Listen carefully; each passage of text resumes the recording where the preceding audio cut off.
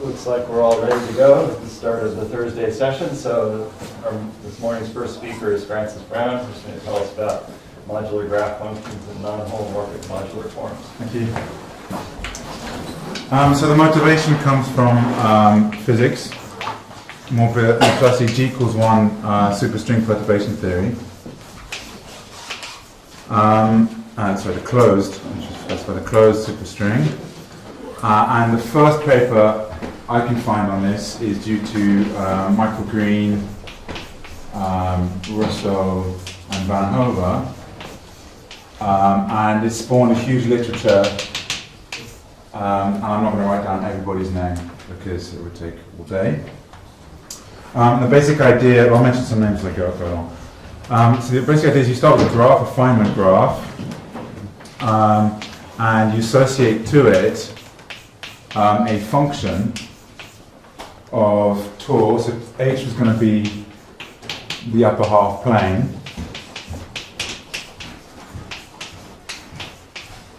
And gamma will be SL2Z, its usual action on H.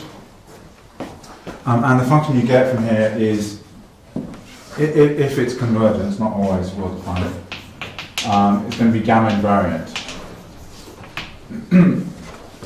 So it's going to be a non-holomorphic modular function. So rather than define this, it's quickest to give an example and the general picture will be clear. So here's the simplest example, or one of the simplest examples of a graph. Edges 1, 2, and 3, 1 and 2, with one internal vertex and 3 external half edges.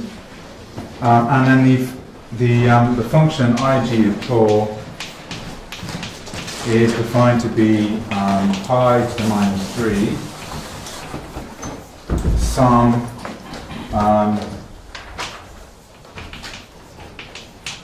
so a summation of some conditions I'll explain in a minute, and then in tau cubed over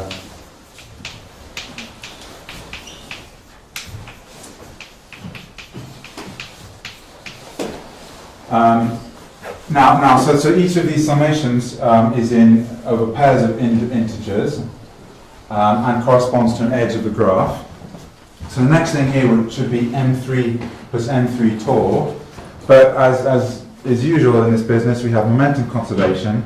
So this graph is equivalent to the data of a momentum conservation relation, which is going to work out to be this. So in this sum.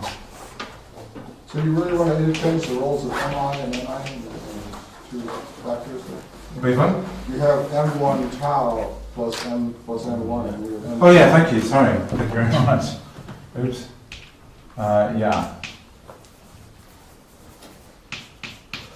Thank you. Yeah, absolutely. And n1 plus n2 squared. And then so the condition on the domain of summation is that each of these terms should be non-zero. So we have n1 is not equal to 0, 0, n2 is not equal to 0, 0, and n3, that's the same thing as n1 plus n2, n1 plus n2, not equal to 0, 0. Okay, so that, in this case, it's absolutely convergent, and therefore defines a modular the function. And the first person to look at this, work it out, was Don, who showed that Ig of tau equals, I'll actually give the formula because I'm going to explain this later on, is some, in my funny notation, some explicit function plus zeta of 3. And I'll explain this later, but this is essentially L is going to be some multiple of imaginary part of tau, I'll come to that in a minute, and epsilon 2, 2 is a real analytic Eisenstein series. So this is a real analytic Eisenstein series, plus zeta of 3. Now this is very interesting because this is a modular form, which is very classical, and so we're viewing zeta of 3 as a modular form of weight 0. So that's extremely interesting, and the beginning of a long story. So in the physics literature, there's a long list of conjectures that these functions are supposed to satisfy. And for a long time, I admit this was kind of baffling, since we didn't know what these objects were. And I'm just going to present a very small subset of the properties that are conjectured of them. And the first one is that Ig of tau, so let me write Q equals e to the 2 pi I tau. Ig of tau has an expansion of the following form, AKMN, imaginary part of tau to the K, Q to the M, Q bar to the N. Sum of the K. So the K summation is finite. Sorry, I've run out of room. Maybe I should put the K on this side. No, apologies.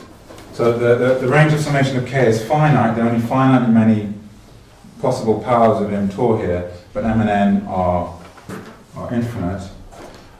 Where these numbers, A, K, M, N, are multiple zeta values.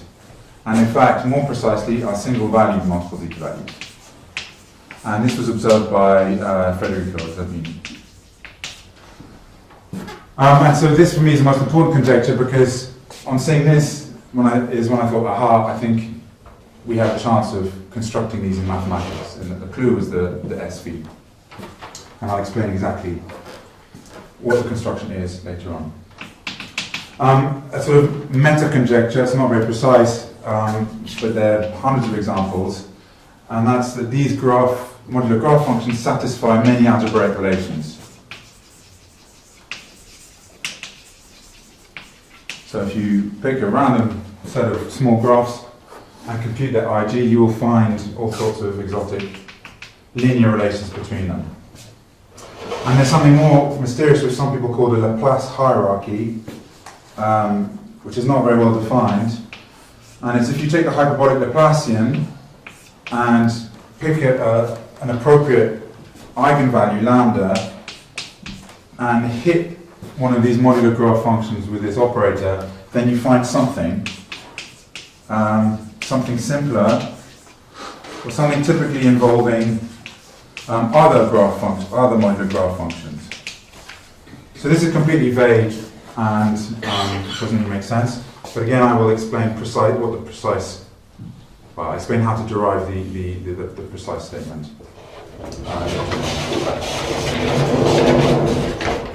So far the eigenvalues are always integers, but I'm told that it's not decided in the physics community yet whether these should be integers or not. There's some question marks over that.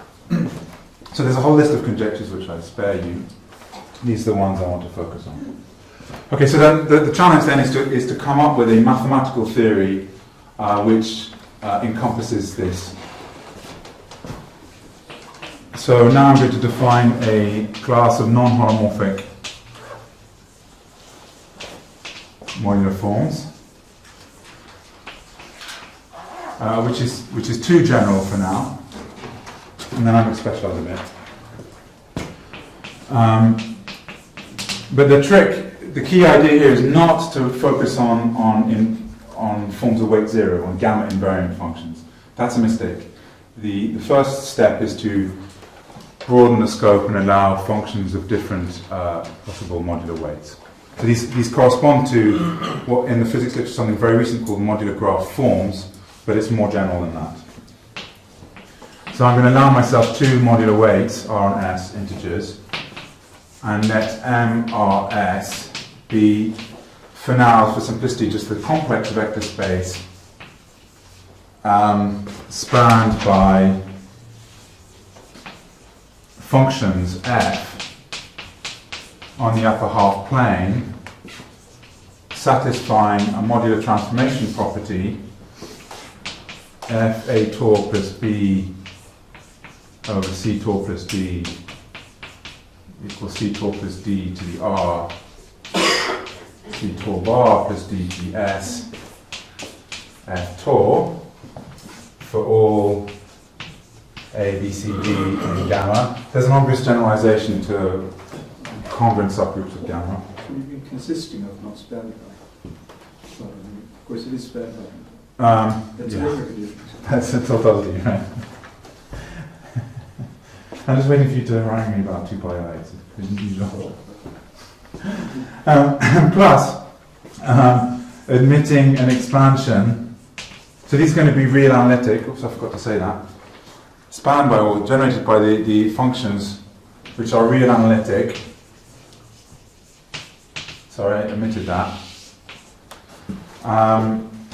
Admitting expansion of the following form. F equals sum k, equals minus m to n. No, m's not good. Minus r sum m n big and equal to 0. A k m n l k q m q bar n. Where I'm going to do something that's strange from what informs people, but L for me is minus 2 pi imaginary tau, and that's the same thing as the log of the absolute value of Q. And L here stands for Lefschetz. So I'm not decided whether the correct, there's an integral structure here, and I'm not decided whether the correct integral structure should involve L or 2L. So with 2L, this would be the single valued period of a variation of Kummer-Motors. So I'm not sure, but anyway, it's fine to just take L. A quick comment. So in the physics literature, it's claimed that these modular graph functions admit an expansion of this form, but I don't think the proof is complete. If you, for example, if you put any old linear equations here with positive coefficients, then this statement is false. What you find if you do the usual Lipschitz trick, you end up with expansion Q of 1 over n, and the fact that these functions admit an expansion of this form, which is true, really needs to use the fact that it comes from a graph. Yeah, so You have to, yeah. there is a proof of that. There's a proof of that. Great. No, it's definitely true. But the proof that I found, I tried to reconstruct it before giving a class, and I got horribly stuck. So anyway, there's a subtlety there. It really needs to use the fact that it comes from a graph. Okay, so so this looks like a super definition. It looks like it could have been done 100 years ago, and that it should have been studied like crazy. I should say that typically in the theory of modular forms, we look at eigenfunctions of. You mean just this definition of the graph function should have been out? This definition. Oh, this is fairly standard, just functions of great RS. Yeah, so what I found interesting, so normally we focus on eigenfunctions of the Laplacian, is what I want to say. And that is not here, and it's replaced by this analytic condition. Okay, fine, great. But the key point here is not so much the properties of this class, which are fairly elementary, but the existence of examples in this class. And as I explained, that in order to construct interesting examples, these coefficients here are going to have to be periods in an interesting way. So the whole game is to find interesting examples in this space. And there's an obvious variant. MRS factorial, where you allow yourself poles in Q. So I don't want to write it out, but you allow these summation indices to be greater than or equal to minus n for n, some positive integer. So there's some very elementary properties of this space, which I'll summarize very briefly. So if you take the direct sum of all of these, you get a bigraded algebra. And it's equipped with some differential operators. So these are differential operators, so they satisfy the Leibniz rule with respect to multiplication, and they have bi-degrees. The first one is a bi-degree 1, minus 1, and the other one is a minus 1, 1, respectively. So I find it convenient to draw a picture of this space M like this, though I won't really use it. So in the 0, 0 slot we put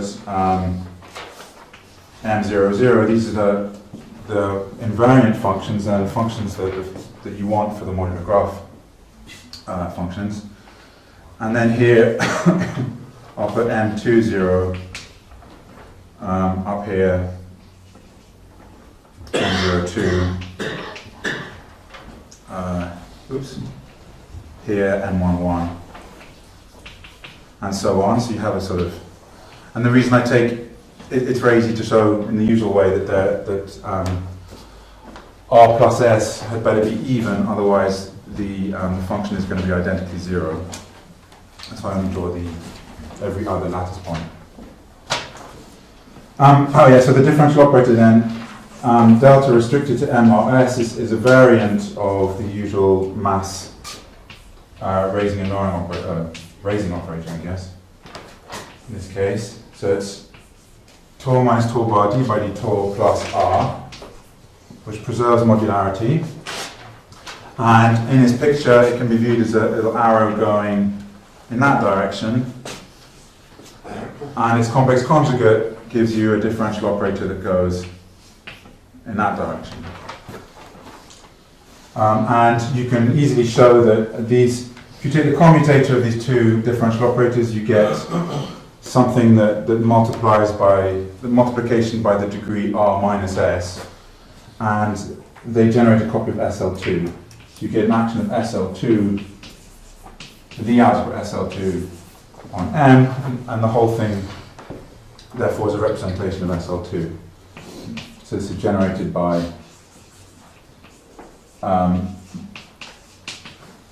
partial and partial bar.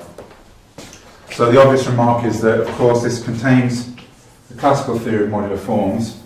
So if we have holomorphic modular forms of weight n, that's contained in Mn0, and complex conjugates of modular forms, of holomorphic modular forms, are contained in M0n.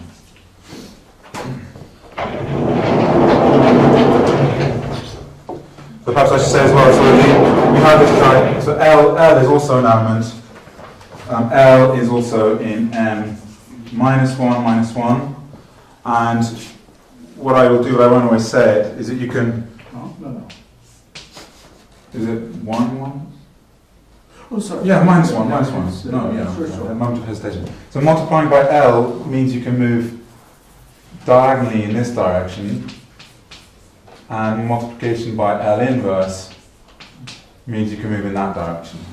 So you can move around in this picture, and typically I'll often scale by powers of L to place myself in the diagram where I want to be at without explaining it.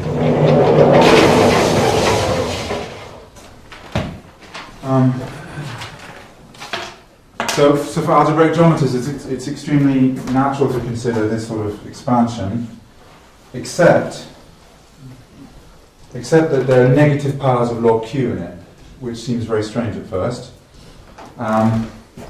But there's a good reason why the negative powers of log Q come out naturally, which I probably won't have time to explain.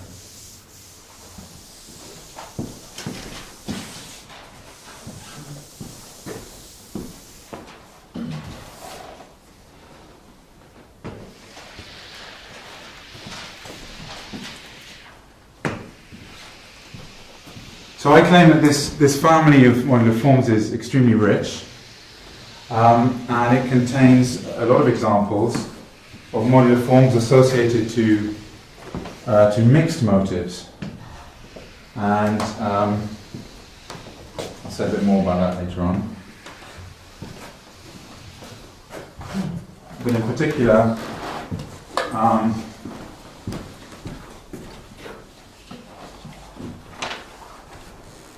we have it's going to sort of, there's a category of universal mixed elliptic motives which Richard Hayne mentioned a while back in his room, and there's a sort of realization into this space M of modular forms.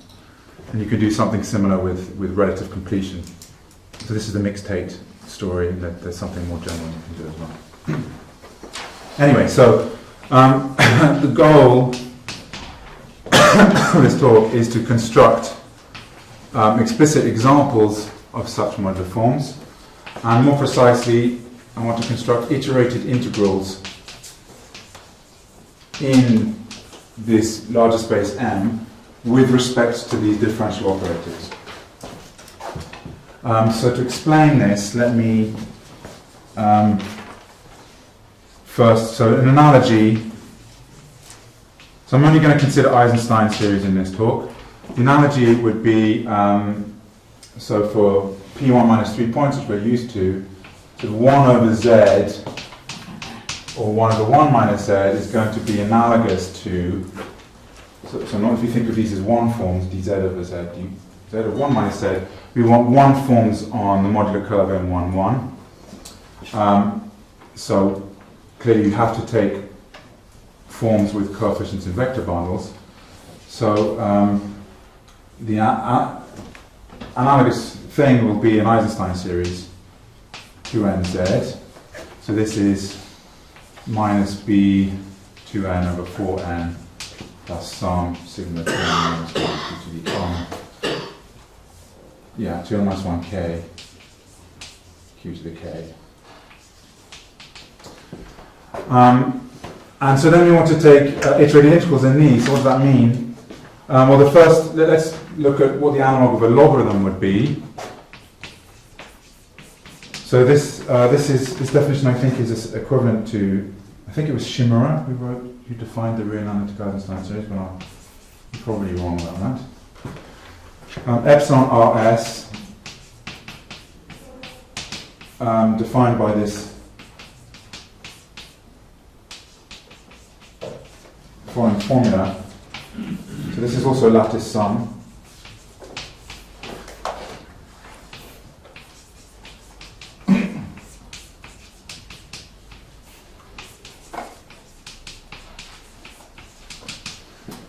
So this defines, so for r plus s greater than or equal to 2, this defines an element in MRS. And it's the real analytic Eisenstein series, which I mentioned at the very beginning. No, it's really R and S. Sorry? Did I miss? Okay. No, it's great. There's an L here that compensates the ones. It's an L. L, yeah, there's an M12. So for RS, I should be more precise, R plus S greater than or equal to 2. So this is equivalent to a definition by Shimura, and it's the thing we saw already in Don's calculation of the first ever modular graph function. And the power of L should be 1. Yeah, so I've got my funny normalization, but this is the one I like.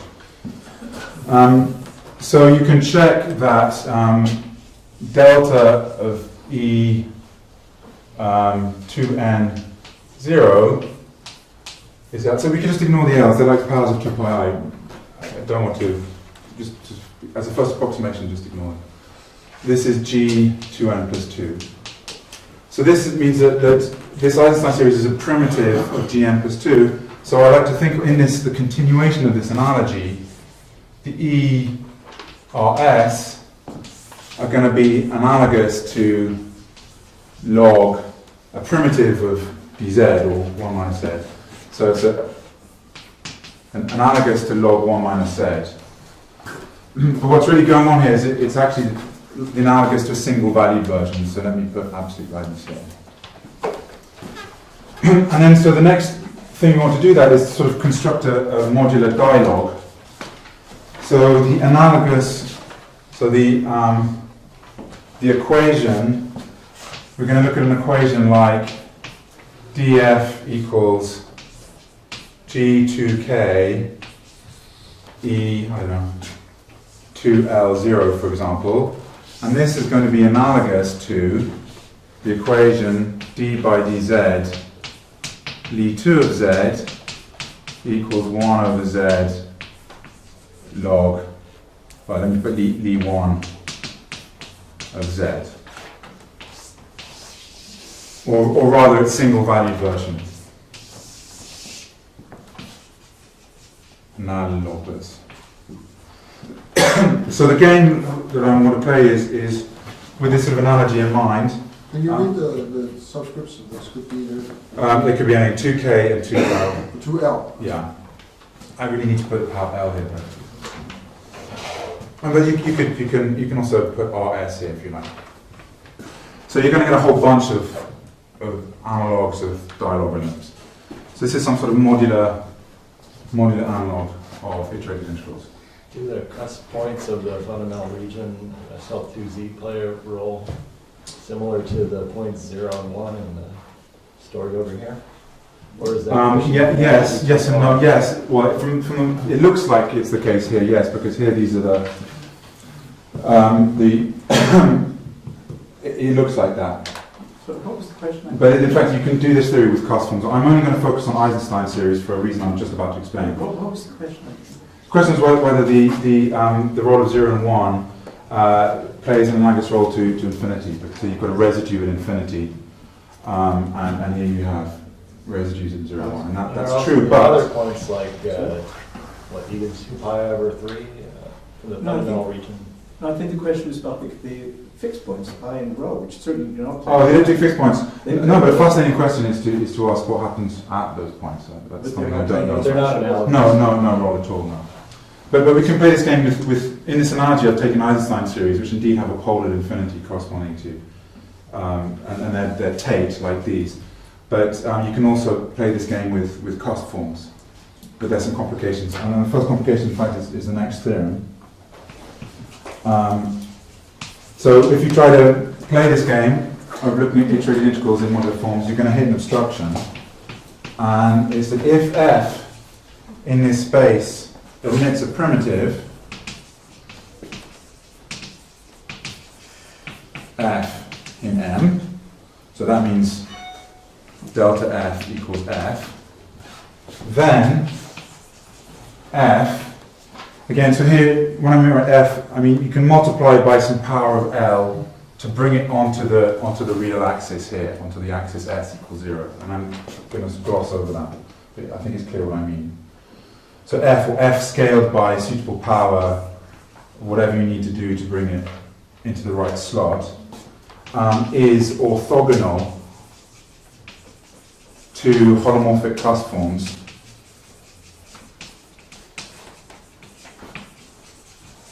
S, so this is, not a curly S, but a normal S, with respect to the Peterson inner product.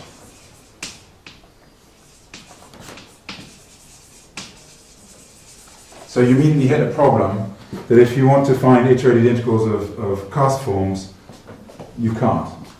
Or you can't in this case at least. And that's the reason for introducing this n factorial with higher order poles at the cusps. At the cusp, singular.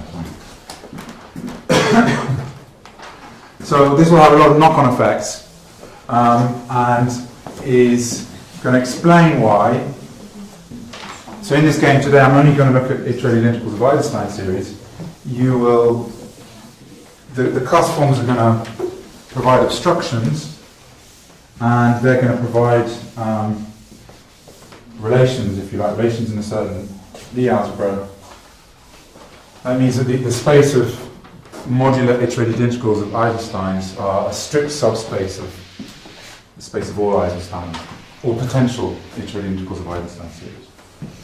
And each cusp form is going to have going to produce an infinite sequence of conditions. So we'll see that later.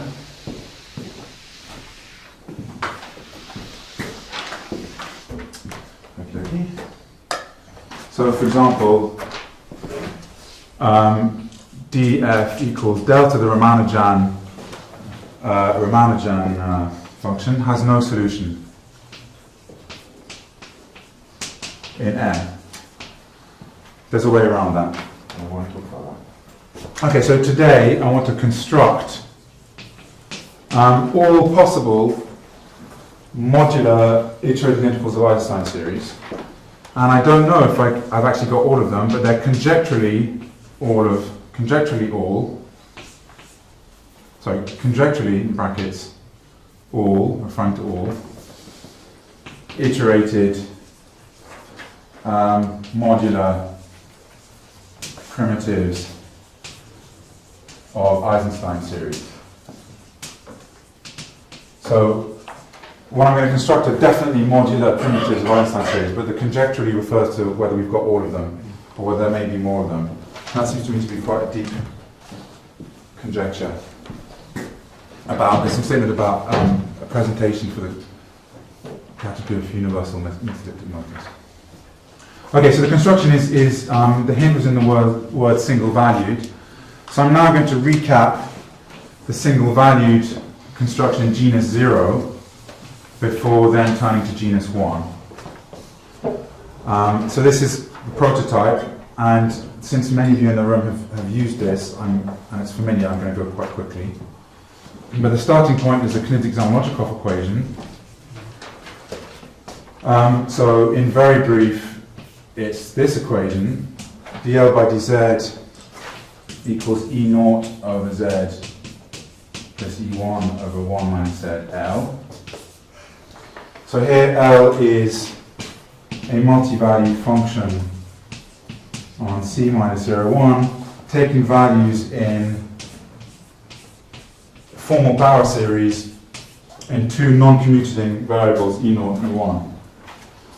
And the highbrow way to think of this, or the group-like elements, is the Durham fundamental group of P1 minus 3 points with tangential base points, something like that. So, and then once you've got this differential equation, you need to fix the solution somehow. So we assume that L is asymptotically z to the E naught near 0. And as we know that the value of 1 at 1 of this, the regularized value at 1, which I write as the value at a tangential base point at 1, is the Drinfeld associator Z, which is none other than the generating series of regularized multiple zeta values. So here the words in E0, E1 star. So this is Drinfeld associator.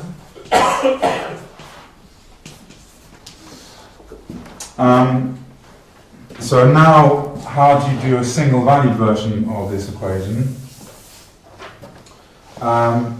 So there's a theory behind this, but I first did this as a before my PhD, so I just wrote down a formula without really understanding it.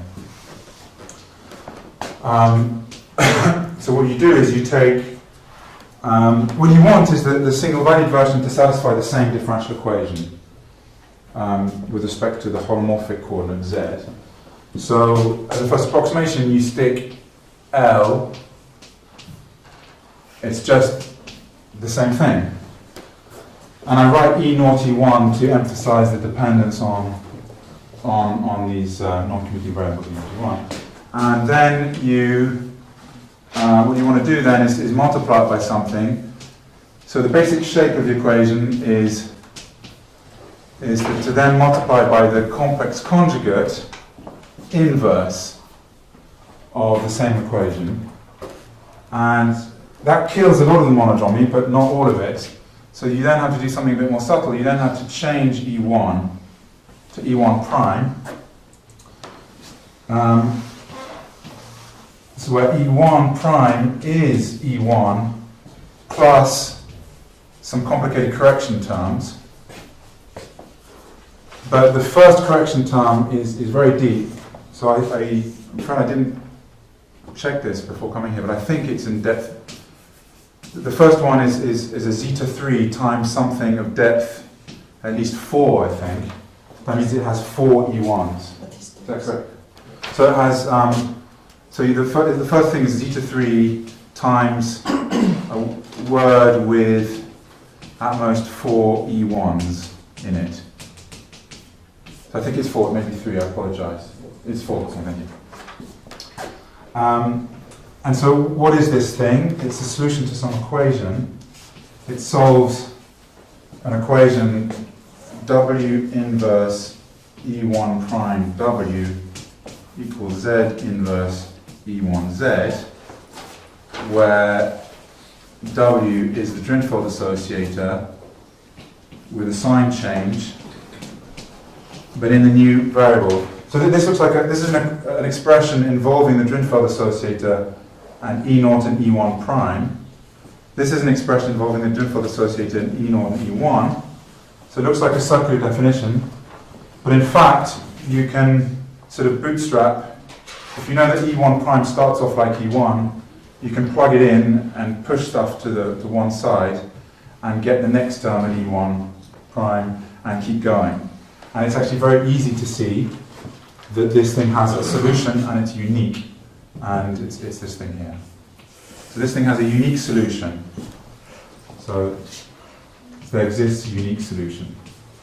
And genus 1, the situation will not be so nice. But E1 prime involves both E1 and E0. Absolutely, yeah. Because you just wrote something. Yeah, thank you. E1s. Yeah, good point. So absolutely. So E1 prime is some power series in. So it's a non-commutative power series. It's a non-commutative power series, and we don't know what the coefficients are in general. So can you say again, I'm lost in the Z series, there are so many Z's. Yeah. So L is, the first Z is parameter. So this is equivalent, yeah. That normally. Okay, now down we have a large Z. Yeah, large Z, but it's not very large. No, that's a small Z. Okay, and Oh, sorry, that's a small Z. The Yeah. next one's a large. So this is a large Z, okay, and where does that, yeah. and this is the large Z here. Sorry about that. Yeah. And the definition of the single value function is what here? Is this? Which is, can you pronounce what it is? Is that So this is curly L. Ah, L. Oh, okay.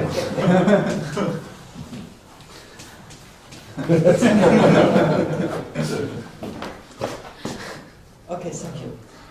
Yeah. So this is then single value. Ah, no, so it's another Z. Ah. Sorry. A W. A Z. Yeah. Thank you. Okay, I'll be more careful. Okay, thank you. Thank you. I'm sorry about that. So this is single valued, and it has the property that if you take its holomorphic difference, this is anti-holomorphic, so it plays no role if you do d by d holomorphic Z. So it satisfies the exact same differential equation as the thing you started off with, and it satisfies the same shuffle relations and so on and so forth. So then we take the value at 1, or rather the regularized value at 1, and we get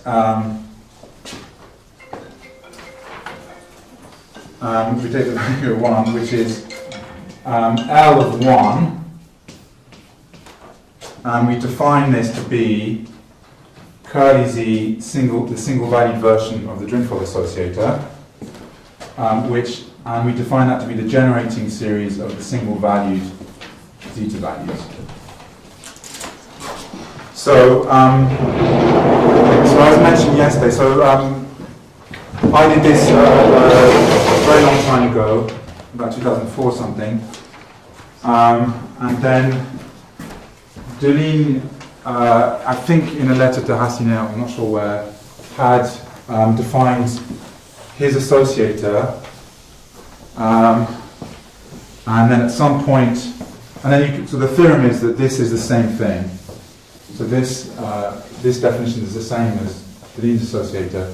And so at some point, I think Deline asked me he didn't know what to do with his associator, and he wanted to know what the coefficients were. And then Oliver Schnetz at the same time wanted to apply this to quantum field theory, and was also asking what is the value of these functions at 1. And so then I started to think about it a bit more deeply.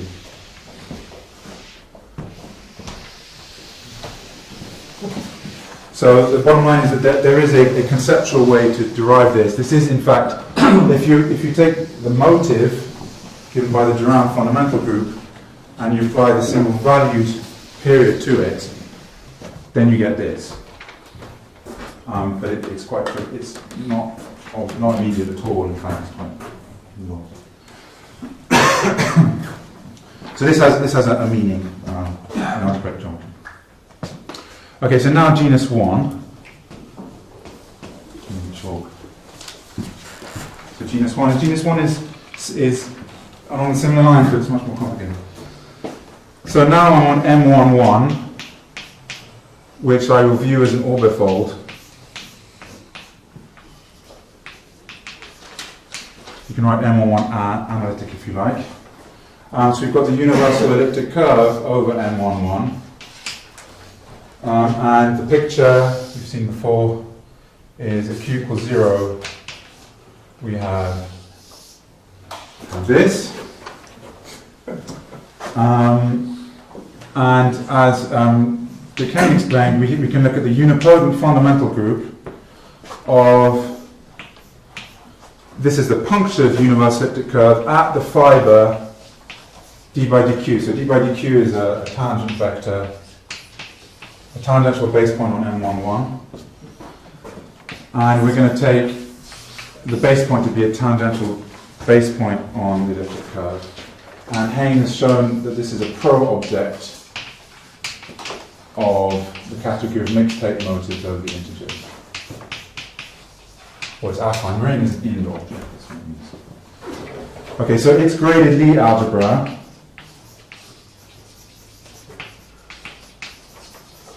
is, rather, it's bi-graded Lie algebra of its Durand realization. I should really say this in Durand is a free Lie algebra on two generators, L, A, B. Okay, so it's a free Lie algebra, and A and B are the generators of the Durand cohomology. So it's Q, A. So Dick explains how to choose A and B. And in fact, A spans copy of Q of 1, and B spans copy of Q of 0. But that won't play any role.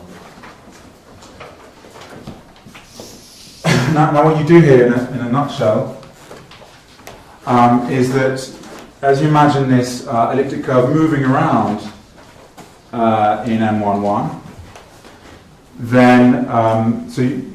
then loops in E get moved around. So that's saying that you've got an action of the fundamental group, an action of the fundamental group in fact of M1 vector 1, since this is an elliptic curve with a tangent vector. So this is going to act on pi 1, and hence pi 1 unipotent of the elliptic curve of this pi 1. And by the universal property of relative completion, this action, so this is just a braid group B3 on 3 letters, this is going to factor through the relative completion. And so what you get then is a map from relative completion into automorphisms of this gadget. And from that you're going to get, therefore, this is going to act on the Lie algebra of our derivations. And these derivations we call geometric because they come from the action of monodromy. So now I'm going to just write down a formula for them. So they have a very clear geometric meaning. But for this talk we just care about the formula and existence. And these were first written down by Tsunogai, and they were later studied by Nakamura in the elliptic setting. And the upshot is that there exist derivations epsilon 2n in derivations of this free Lie algebra for all n beginning to 0, which satisfy, when you apply them to B, you get minus add B to the 2n A, and epsilon 2n of a bracket AB equals 0. And these two conditions very nearly, but essentially determine these derivations uniquely. Right? The key thing here is the existence. It's not at all obvious that they exist. But we have some derivations on a free Lie algebra on two generators. And this is the analog of add E0 or add E1. In genus 0 we've got these stupid derivations. In genus 1, they become much more complicated. And there's an infinite sequence of them. And they're going to correspond to Eisenstein series. So now let's define U-geom contained in the derivations of a 3D algebra on two generators to be the graded, bigraded Lie algebra generated by add epsilon 0 to the I epsilon 2n for all n bigger than or equal to 2. And the reason why this algebra is called U-geom is because it is precisely the image of the geometric monogeomy, as I explained. Or as I didn't explain, rather. But in fact this is very interesting because this pi1 is also a mixed Tate motif, so it has an action of a motivic Galois group. So it also has other derivations which are arithmetic. And the whole game is this interplay between differential operators which come from chemistry and some which come from arithmetic. And it's all very interesting. I will say nothing about it. So having written down these derivations, I can now write down the elliptic, a restriction of the elliptic kinetic Zamoyski equation. So again, I think we saw this before. So this is called the kinetic Zamoyski-Barnard equation. So this was studied by Levin Racinet, and later by Kalak, Enriquez, Ettinghoff, and Hayne wrote some very extensive notes on Levin Racinet, which is sort of the authoritative reference for this. And this appears in my work as well. So now that the form is that we're interested in is omega, which is minus add epsilon naught dq over q plus sum 2 over 2n factorial g2n plus 2. This is an Eisenstein series, dq over q times this derivation e2n plus 2. So that's a one form taking values. So in the literature everyone says that this is a one form taking values in U-geom or something, but it's much, the role of this part is very confusing, and it's better to think of this as a connection taking values in SL2 semi-direct U-geom, where this epsilon 0 is used in this piece. But that's for those of you who are working on this. You can get sort of horribly stuck if you. This role is plays a very confusing role in this story. Anyway, so that's the analog. This is the analog of E naught dz over z plus E1 dz over 1. So now, so the genus 1, or a genus 1 analog of the generating series of multiple polylogarithms is a function j on the upper half plane. It's going to take values in a group. So U-geom is the exponential. It's a unique pro-unipotent affine group scheme whose Lie algebra is U-geom. And it satisfies the equation dj tor equals minus omega j tor. So naively you can just think of j as iterated integrals in this thing. And when you write omega, it means you're composing derivations epsilon naught and epsilon 2n plus 2, so on. So that's a completely elementary gadget that just lives in some funny space. So we call that U-geom. domain of integration? And it's normalized so that its regularized value at infinity is 1. So that's the exact analog of L. And now then here's a key point, is that the coefficients of J, clearly because it only involves Eisenstein series, are some, but not all, iterated integrals of Eisenstein series.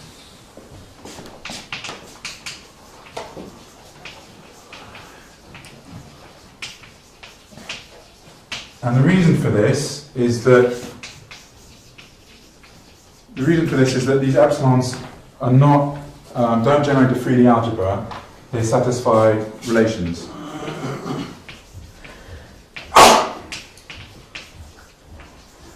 So these relations were first predicted by Hein and Matsumoto, and they were computed in some detail by Pollack.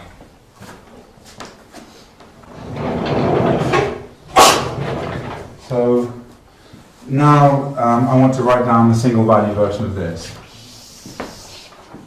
Or rather, not the single value version. Because the single value version... Yeah, so the idea is... the original idea is that single value means something that's invariant under monodromy. So the fundamental group acts trivially. And so the naive idea is that if you do that on M11, on the upper half plane, then invariant under monodromy means modular invariant.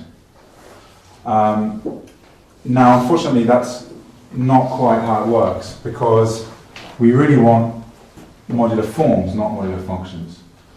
And we're really working with sections of vector bundles. So you don't just want to take a single value version of this, you have to modify it in some way to get something which I call equivariant. So equivariant now means something which transforms in like a modular form. So this is the single valued machine. You can apply the single valued machine to this motive up here, and you get something, and it's not quite what you want. You then have to modify it again. And this is the definition I'm going to give now. So there exist elements. So this is the analog of E1 prime we had earlier. There exists an element B in this group, and its coefficients in curly Z SV. So it's a formal power series, if you like, in these epsilons, approximately, with the exponential of a formal power series in epsilons, whose coefficients are single-valued multiple zeta values. And there's another gadget, phi, which is an automorphism of this group, which is SL2 invariant, and also has coefficients in single-valued multiple zeta values, satisfying a whole range of properties, which I won't explain, but such that if we define J equivariant to be J of Tor times B times J Tor bar inverse, to which we apply phi, is now transforms like a modular form. So this is the exact analog of the construction of curly L, where you took L and multiplied by something anti-holomorphic in such a way as to kill the monodromy. And in genus 0 that was achieved by changing the definition, replacing E1 with E1 prime. And in this case it's something a little bit more complicated. You've got this B and phi that's somehow changing things around. And so the statement is that the differential equation is completely unchanged. But now, this thing, so there's a right action by SL2 on this group U-Geom.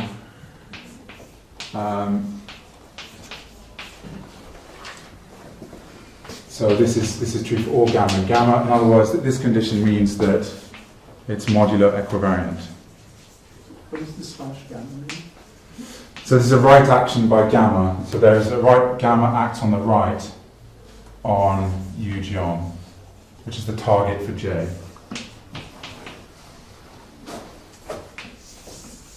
So that's and so the proof that B and phi satisfies some absolutely crazy combinatorial identities that I don't think you can solve by hand. In fact, I'm sure there's no way you can solve them by hand, not on a chance. So it uses a lot of Hodge theory and a lot of machinery to construct them. So it's much more tricky than the genus zero case. But we don't really care what they are. The point is that is the existence of this thing and its properties. And so finally, we define a space MIE. So this notation means modular iterated integrals of Eisenstein series contained in M to be basically read off the coefficients of this power series in some way, which I don't want to explain. Essentially what happens is, so in the previous setting we had L, we could write it as LW of little z W, and what does it mean to, so you want to take this as your definition of a single valued multiple polylog, and that means take the coefficient of a word, or in other words, take the dual, hit this whole thing with the dual, a function which takes 1 on this word and 0 on other words. And that will extract a function for you. So here it's a bit more complicated, it's not a 3D algebra. So now you hit O U geom with something, and from that you get each coefficient will give you a function from H to a certain vector bundle, which in modular forms literature is denoted by polynomials in two variables, equipped with the right action of SL2Z. And then from that you need to do something to extract actual modular forms from each coefficient. So there's a little bit of work to do here. Okay, so anyway, this constructs explicitly a very large class of non-holomorphic modular forms. And the theorem is very lengthy, but I'll only state a fraction of it. Elements of this space, you can imagine, have lots of properties.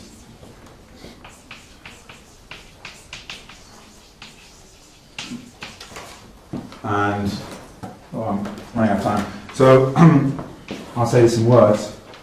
They are by definition iterated primitives of Eisenstein series. They have an expansion. The expansion coefficients A, K, and N are all single valued multiple zeta values. They satisfy some Laplace equations that you can write down. And the eigenvalues are always integers. They have a weight filtration. In each weight-graded piece, this space is finite dimensional. So like the theory of classical modular forms, if you have many elements in this space, you get lots of identities, and you can compute these identities by computing Fourier coefficients. So this explains why, if you have lots of different graphs, modular graph functions, they're always landing in the same small vector space, and that's going to force lots of algebraic relations between them. What else? Also, I know exactly how big this space is. It's a copy, in some sense, it's a carbon copy of O U geom. So there's essentially an isomorphism from this space to this space. So it's a very large space of functions, and it has, in a nutshell, all the properties that the physicists have conjectured about the modular graph functions. Yes? Can you produce the dimension we give, or? Sorry? We give some dimensions for the space of the model. Oh, did you? No, I haven't tried. I haven't done any calculations. No, I didn't. Does this contain graph functions? Well, so that I expect that the graph functions should all be in M, I, E. So you may need to add L, plus or minus, and then you take the 0,0th part. So that's the part that's modular equivalent. So I haven't stated this as a conjecture. I'm sure it's true, but I think one can prove this straight off. But I think it's not impossible. I want to make some remarks. The plus equation is the one that you wrote down in the beginning. That's one of I didn't write it down, it's sort of a mess. The plus is just the wrong way to think about this thing. So what happens is that there's a filtration, I can say this, there's a filtration on this space by length, the length of the iterated integrals. So I write that's a subscript k. And the equation is that if you differentiate an element in MIEK, then you get something in the same space plus something in the direct sum of Eisenstein series tensored with something of lower weight, lower length. So this is saying it's an iterated integral. So not Laplace, already D. This is already D, and there's the same for D bar with G bar, right? And then the plus is a quadratic equation in D bar plus something. And so you just get a mess, because if you look at this, you apply this, you get something with two terms, and then you apply del bar to it. By the Leibniz rule, this term gives something, and this term gets something. And the upshot is you find that the plus minus some explicit eigenvalue, I can't remember what it is, R plus S or something, of F, has three terms with G's and MI's and G bars and MI's, and then G's and G bars and MI's two lower down. Now, I think this the eigenvalue shouldn't just, delta shouldn't just be an integer, it should be k times k plus 1 for some integer. So not R plus S, maybe R plus I S. can't times R remember. plus Yeah, S if you plus multiply 1. by L, it shifts this and some. No, but it's quadratic, it's not linear. It's not linear. Oh, yeah, It's no, all- you're it's right. all, it's the spectral. Yeah, you're right. R plus S times something. Yeah, I can't remember. I'm doing this from memory. Yeah.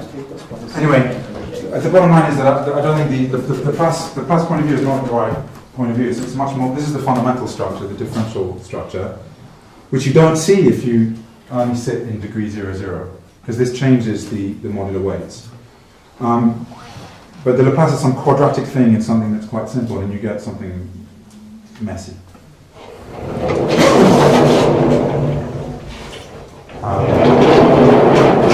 But admittedly, if you only restrict to modular invariant functions, you don't have a choice. You can't do these differential operators because you go outside the space you started with. So there's the Laplace operator, however, stays in the same modular weights. I'm out of time. I just wanted to say a couple of remarks, very briefly, which I think were interesting. The first remark was that we had this theorem that delta f, the derivative of anything, is always orthogonal to cusp forms.